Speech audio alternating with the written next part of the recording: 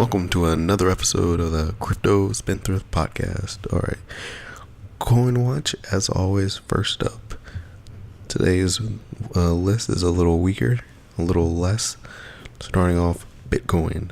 Alright, Bitcoin is, like I always say, is doing the Bitcoin thing. Hits the high, then goes back down to a little bit of low, but it'll hit that 5K high soon enough. Bitcoin Cash, like I said last time, the miner problem that Bitcoin Cash has will lead to bad things. Being a centralized mining area, being centralized by a few miners, bad. Ethers is the day trader coin right now because it swings or way more percentages than Bitcoins will. And if you're trying to day trade away on some coins, Ether is definitely the coin to try to be day trading away, because when Bitcoin falls a little bit, Ether falls a decent amount. Litecoin is making its way up.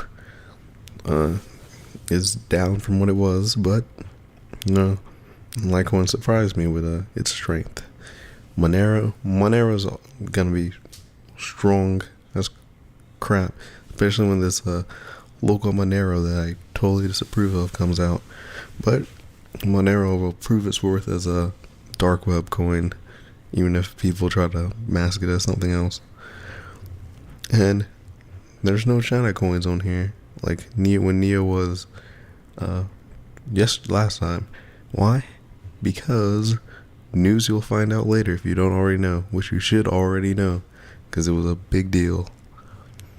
Alright, starting off with the not so bad and some good news. Isle of Man welcomes any legally compliant ICOs. That's good. Just file your papers right. Don't be a citizen of China, America, or Singapore, I think. And then there you go. ICO place. ICO haven. And you can do whatever you want as long as it's legally compliant. Vibrate ICO sold out in 5 minutes. It apparently was actually 4 minutes and 52 seconds, but that's a pretty fast ICO. Will it become something? I don't know. Their platform of music listings and kind of like a music directory in a way, I don't know how valuable that is business-wise. I know the fact that they have all the possible venues, that's very valuable. Artists, not so much, because artists are basically irrelevant. It's sad to say, but yeah, most artists are kind of irrelevant until they kind of build their own following. But venues, that's A1. I don't really know what else they are offering besides mainly venues and artists linking. Since it wasn't like copyright control or rights control, I wasn't as interested, because that's like the crux of the issue that the music industry has, is right holding issues. But we'll see. Tether, talked about Tether before, and funny enough, I literally said this last time I talked about Tether, about them issuing 20 million additional Tethers. And if before you weren't skeptical about Tether, you should be now, because this is a big deal. People use USDT to like store their currencies and as a certain value, and Tether doing this means it's risky. It is not safe. It is going to be bad eventually. So don't use Tether. Don't use USDT. Don't do it, or you'll end up somewhere bad eventually. Where? I don't know, but them doing this is very sketchy. So here comes the major news. China suspends ICOs and orders all companies to refund investors or face punishment. This one, people argue with, will this be enforced, or is this actually happening? Some say it's actually not in effect yet, but we've already felt the effects, you know. Neo, for example, is being compliant, and they are offering investors to redeem their investment if they fit a certain criteria of their ICO date. And I'm sure other companies will probably follow suit if they don't want to get basically destroyed. I anticipate that Chinese-based ICOs will not be a thing for a while. Maybe they'll be in Hong Kong, but I'm very, very bearish on any Chinese-related things right now. There's a lot more regulation worldwide, but China's the only one talking about suspending, which ICOs are sketch and shady, and there's a reason why all these government entities are doing this. Because they don't want random people raising $15 million in 20 seconds and not delivering anything. So, what can we expect from China? Well, people to move from out of China to Hong Kong or maybe even neighboring countries. Chinese exchanges, on the other hand, they are following suit and delisting all token listings. Smart move, because they're sparing themselves from the wrath of the Red Dragon. Next up, South Korea, also moving to regulate the heck out of crypto. Why? For reasons stated earlier about how South Korea is basically trying to protect people.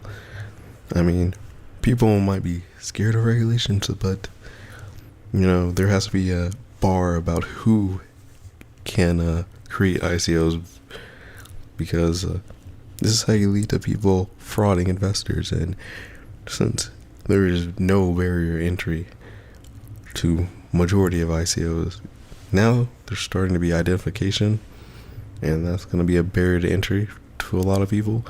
But most other ones don't use that cyber or whatever. So that's why all these countries like South Korea are moving in to regulate ICOs.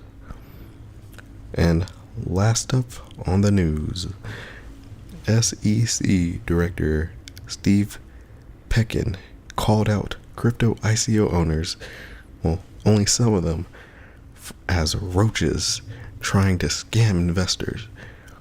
And he says the SEC aims to fix that. Funny comment. Why? Because some people argue that that is a rude and inaccurate. However, I agree. Why? Because a lot of these ICOs, they're just buzzwords and not really going to do anything. And in that way, they are roaches. Roaches looking for quick bucks because they've seen legitimate, like their legitimate ancestor ICOs being super successful and trying to get that crypto money, especially the fact that it's always rumored that these mining cartel members love to throw bitcoins into ICOs, so they have less tax liability. So it is very, very unsurprising that they got rude comments. So moving on, ICO Watch, Enigma. I know Enigma had issues with their pre-sale, but the technology that they're using and their team's not that bad. But the fact that they were already hacked is still worrying, but we'll see. I think the coin itself, Enigma Catalyst, not too bad. Could be a high tier pick, but we'll see. Red Pulse. I'm not exactly sure how Red Pulse is going to react to the whole China thing. That's something that should be watched for, because One Chain I talked about last time, the website went down. I don't know if it's still up. I don't know if it's back up, but I know for a fact that they did say that the coin was delayed.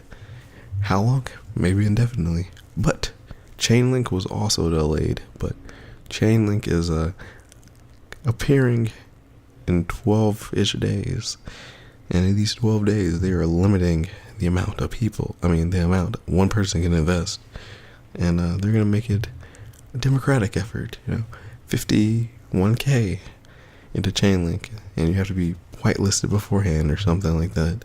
So get on that if you want to be part of a ICO that will probably take off and do insane things in like a year, 6 months if you're super lucky, but who cares about that kind of short-term gains? Chainlink is definitely going to explode if it's actually implemented with all these corporations looking at the blockchain. If Chainlink is the technology that interfaces with their blockchain and new other blockchain-related technologies, this specific coin is going to be insane. Insane. And then, that's it. Short episode, because I talked fast, but, exciting, because all this regulation and things you need to know. So with True Talk Thursday, I leave you with stay compliant with the law. Don't try to outdo the law.